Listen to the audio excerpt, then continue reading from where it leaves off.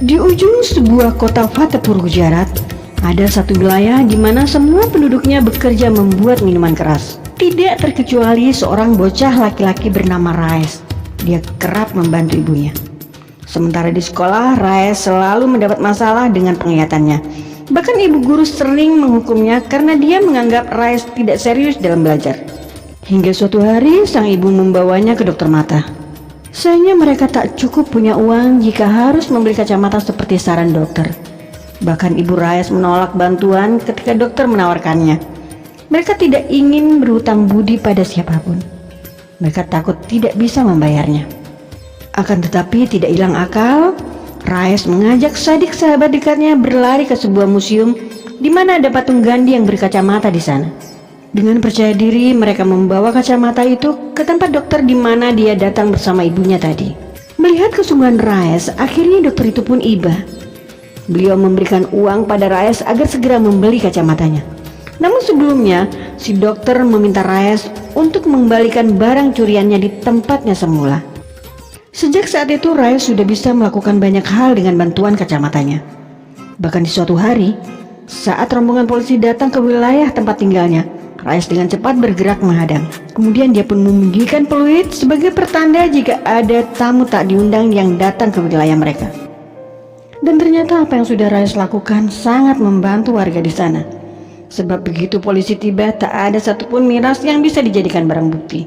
Menyadari jika Raes yang sudah membuat kekacauan, maka pemimpin polisi itu langsung menamparnya. Serta-merta ibu Raes marah dan kemudian berkata, "Bagi kami bisnis bukanlah hal yang murah. Dan tak ada bisnis yang lebih besar dari agama." Setelah kejadian itu, tempat pembuatan miras lokal sudah ditutup oleh pemerintah dan Raes kehilangan mata pencarian. Tak ingin berdiam diri terlalu lama, maka Raes mendatangi seorang bos pemasok miras impor bernama Jairat untuk meminta pekerjaan dengan meyakinkan si bos bahwa dia pernah bekerja di tempat pembuatan miras lokal. Salah satu pekerja sempat mengoloknya dengan sebutan empat mata, tapi Raes mengabaikannya. Dia dan Sadik lebih memilih untuk fokus pada pekerjaan pertama yang diberikan Jairat, yaitu mengantarkan minuman pada pelanggan. Tapi begitu Raes melewati pekerja tadi, tanpa banyak bicara dia menusukkan benda tajam ke pantatnya. Dan orang-orang di sana pun tertawa lebar. Tatapan Jairat pun penuh makna ketika dilihatnya Raes dan Sadik melenjang santai melewati para polisi yang ada di jalan. Dan sebelum lanjut, tolong bantu subscribe, like, dan bunyikan notifikasi ya. Semoga selalu sehat dan jangan lupa bahagia. Terima kasih.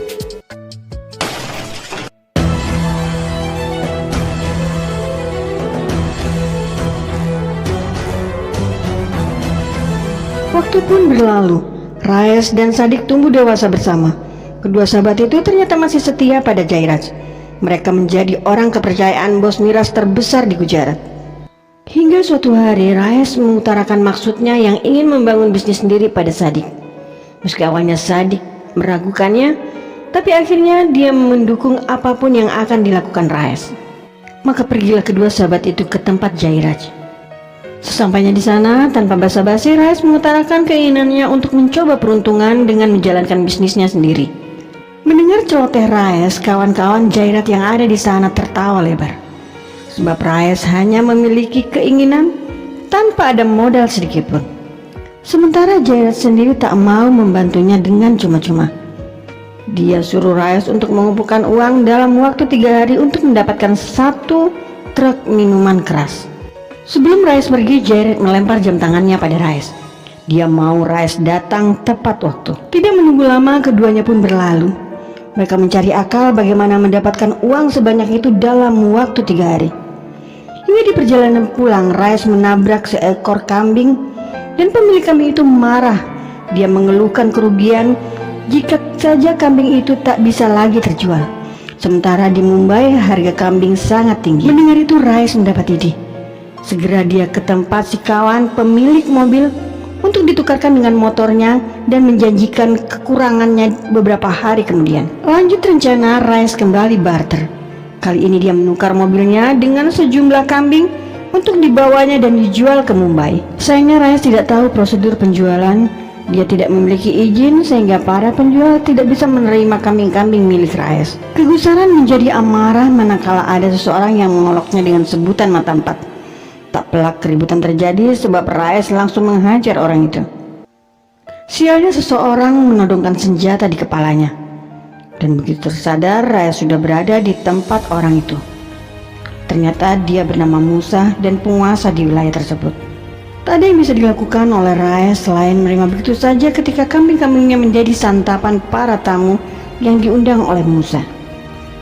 Sebelum pergi, Musa berpesan untuk tidak menggunakan kambing sebagai ladang bisnis karena kambing adalah santapan harimau. Dengan tenang, Raes pun menjawab seperti apa yang pernah dia dengar dari ibunya. Tidak ada bisnis yang kecil dan tidak ada bisnis yang lebih besar dari agama. Kemudian dengan kereta api terakhir, mereka pun pulang ke Gujarat. Sesampainya di rumah, rupanya ada seseorang yang sudah mengikuti mereka dari kereta api. Orang itu meminta Raes untuk membunuh Musa dengan imbalan sejumlah uang. Dengan tegas Raes menolak karena dia tidak ingin bermasalah dengan siapapun. Jawaban Raes cukup menguntungkan baginya, sebab sebetulnya orang itu adalah suruhan Musa yang ditugaskan untuk mengantar uang dari kambing-kambing yang pernah diambilnya dari Raes.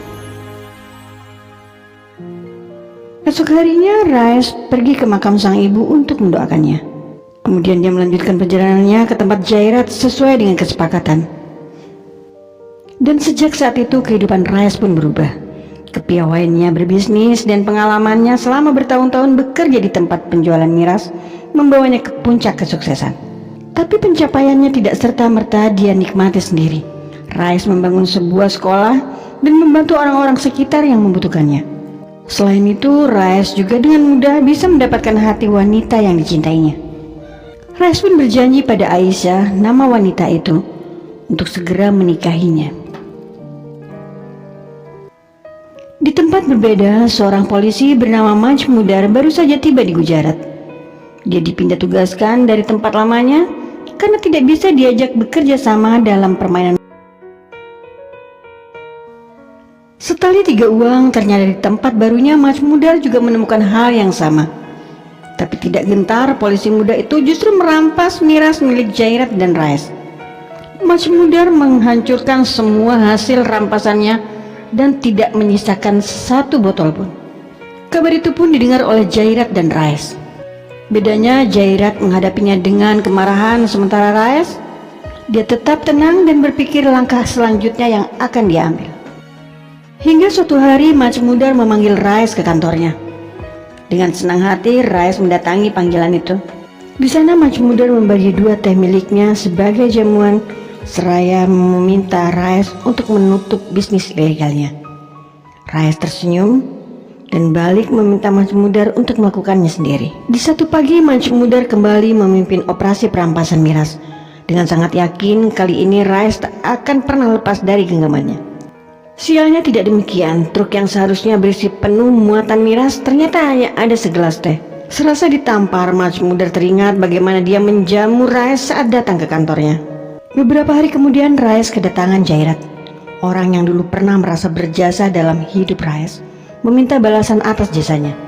Meski sedikit dongkol, Raes tak keberatan, dengan catatan dia yang akan mengendalikan permainan. Untuk sekedar mengingat bagaimana dulu Jairat memperlakukannya, maka seperti itu jugalah Raes memberikan jalan. Jairat harus datang membawa uang dalam waktu 3 hari. Dan sebelum pergi, Raes mengembalikan jam tangan yang dulu pernah dilempar Jairat padanya. Hingga pada akhirnya Raes pun menikahi Aisyah. Mereka memulai hidup bersama dalam suka dan duka. Beberapa minggu kemudian Majmudar kembali melakukan operasi miras. Tidak ingin lagi terkecoh, dia langsung menghadang di perbatasan kota. Mendengar kabar betapa gencarnya operasi di jalur darat, maka tak hilang akal Raes dan Sadik mengatur perjalanan barang mereka melalui jalur air. Persahabatan keduanya sejak kecil membuat kedekatan mereka lebih dari saudara, saling mendukung dan juga saling menjaga. Dan saat ini mereka bekerja sama dengan Tamla, seorang pemilik kapal lintas kota. Beberapa bulan setelahnya terlihat Raes ikut merayakan hari besar agamanya. Di saat berada di keramaian, firasatnya mengatakan ada sesuatu yang tidak beres. Benar saja, ada seseorang yang menginginkan nyawanya. Tanpa menunggu, Raes langsung mengejarnya. Tak terhindarkan mereka bertarung dengan sengit. Saat kondisi terdesak, orang itu berhasil melarikan diri. Namun anehnya, Majmudar datang dan menangkap Raes dengan tuduhan menembak mati seseorang di saat perayaan waktu itu. Sementara di Mumbai, begitu mendengar jika Raes tertangkap, maka Musa mengirimkan seseorang untuk mengakui kesalahan yang dituduhkan pada Raes. Entah apa maksudnya, yang jelas Raes bebas setelah itu. Sesampainya di rumah, sang istri menyambutnya dengan kabar gembira. Raes akan menjadi seorang ayah. Mereka pun larut dalam kebahagiaan. Waktu berlalu, Musa menelpon dan memberitahu Raes jika Jairat dalang dibalik percobaan pembunuhan terhadap dirinya. Tidak menunggu lama, Raes datangi markas Jairat dan menghabisi semua yang ada di sana, tidak terkecuali Jairat sendiri.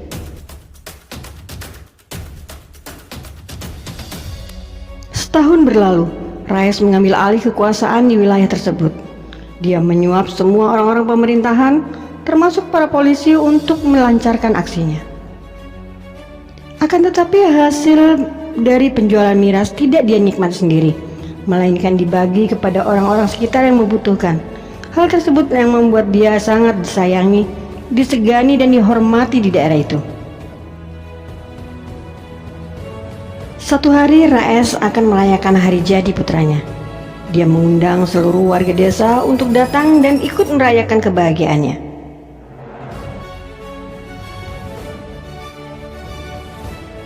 Tengah jalan, langkahnya terhenti, menjumpai peristiwa yang sangat menyedihkan. Seseorang bunuh diri karena persoalan ekonomi. Rupanya sebuah perusahaan tidak membayarkan gaji karyawannya. Itulah yang menjadi pemicu dari peristiwa itu. Raes marah mendengarnya. Bersama Sadik, Raes mencari pemilik pabrik dan mengancamnya untuk segera membayar seluruh gaji karyawan. Dan sebelum pergi, Raes memberi sedikit pelajaran pada pemilik pabrik itu agar selalu mengingat apa yang dia katakan. Beberapa hari kemudian, Raes merayakan hari kelahiran putranya. Dia mengundang semua orang, mulai dari rakyat jelata hingga para petinggi negeri. Dan di suatu hari, Majmudar kembali datang mengobrak-ngabrik bisnis miras milik Raes. Tamla pun tertangkap. Mengetahui Majmudar di balik semuanya, maka Raes pun datang menemui mantri. Dia ingin Majmudar dipindah ke lain tempat agar tidak mengganggunya lagi. Menteri pun sepakat. Hari itu juga Majmudar tak lagi bertugas di jalanan. Dia dipindah tugaskan ke bagian dalam untuk pengoperasian perangkat sistem.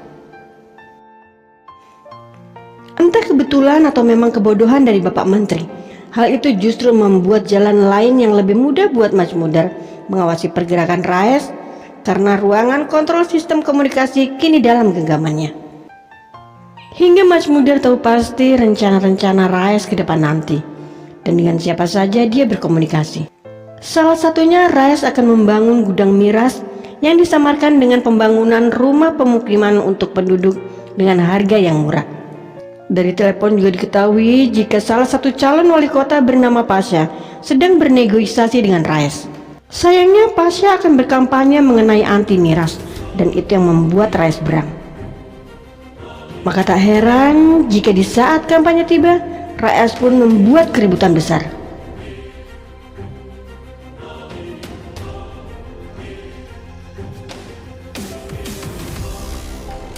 Di tempat berbeda, Pak Menteri mendapat desakan dari masyarakat dan media agar Raes mempertanggungjawabkan perbuatannya.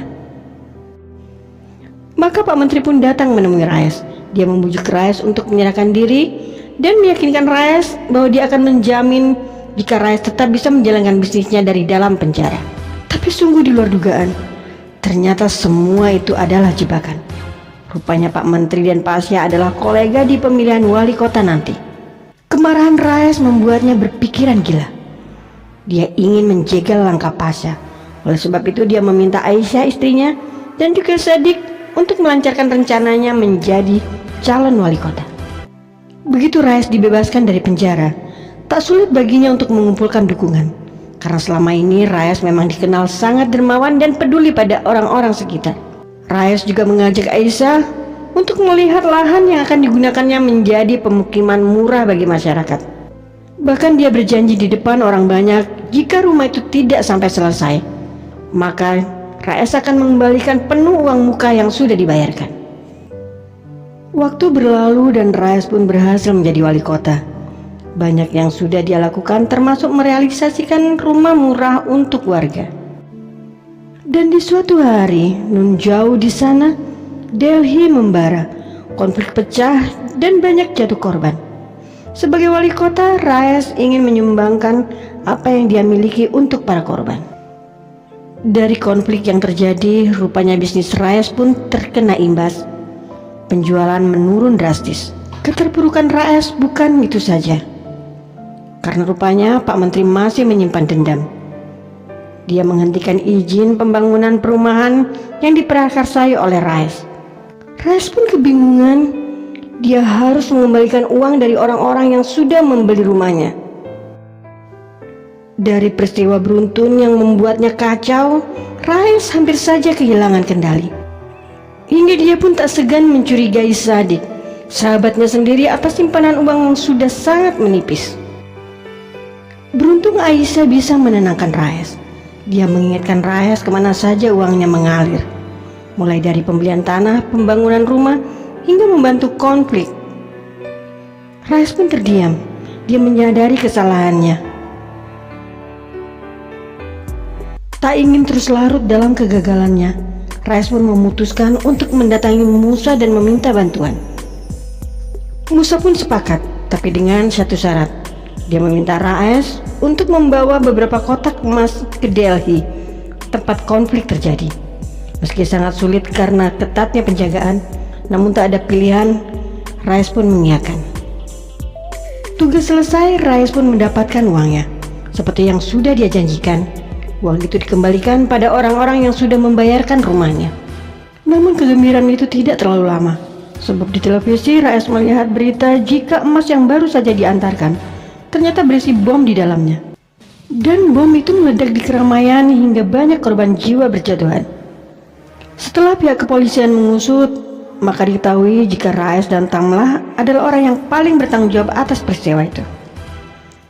Mereka baru menyadari ketika Tamlah mengingat sesuatu tentang perilaku aneh orang suruhan Musa. Mereka dijebak dan Musa dalang dari semuanya. Kali ini Raes benar-benar marah, bingung, dan tidak tahu apa yang harus dia lakukan. Kesalahan fatalnya tidak mungkin termaafkan setelah dia membunuh beberapa orang tidak berdosa. Bahkan Tamlah memilih untuk mengakhiri hidupnya sendiri. Berbeda dengan Tamlah, Raes dengan jiwa besar akan menghadapi persoalan itu apapun yang terjadi. Meski Sadik sudah menyuruhnya pergi, Raes tetap menolak. Bahkan dia meminta Sadik untuk segera membawa Aisyah dan anaknya pergi menjauh. Tidak ingin membuang waktu, setelah Sadik membawa Aisyah dan putranya pergi, Raes pun bergerak. Satu-satunya tujuan saat ini adalah Musa. Dan begitu sampai di kediaman Musa, tanpa basa-basi, Raes menghajar siapapun yang dia jumpai. Hingga tibalah Raes di hadapan Musa. Dia ingatkan Musa tentang kepercayaan dan tanggung jawab sebelum menusuknya hingga tewas. Waktu berselang, Raes menghubungi Sadik. Dia menanyakan kondisi anak dan istrinya. Dari sanalah polisi bisa melacak keberadaan Aisyah dan mereka mendatanginya. Sebab polisi yakin Raes pasti akan datang menemui anak dan istrinya. Benar saja, tidak beberapa lama kemudian Raes datang, tapi tidak sendiri. Dia membawa media dengan harapan agar diberi kesempatan untuk bisa melihat anak dan istrinya terakhir kali. Kesempatan pun diberikan. Raes menitipkan istri dan putranya pada Sadik. Dengan hati hancur, Aisyah melepas kepergian Raes. Di tempat eksekusi, Raes meminta Majuk Mudar untuk menembaknya dari depan tanpa penutup kepala. Begitu peluru pertama terlontar, semua kenangan dan mimpinya terbayang dalam ingatan. Setelah peluru kedua menyusul, Raes pun tersungkur. Begitulah ketetapan di negeri Raes. Hukuman mati adalah mutlak bagi mereka yang sudah melakukan kejahatan besar seperti narkoba dan pembunuhan massal termasuk bom. Dan hingga akhir hayatnya, Raes tetap dikenang sebagai seorang dermawan.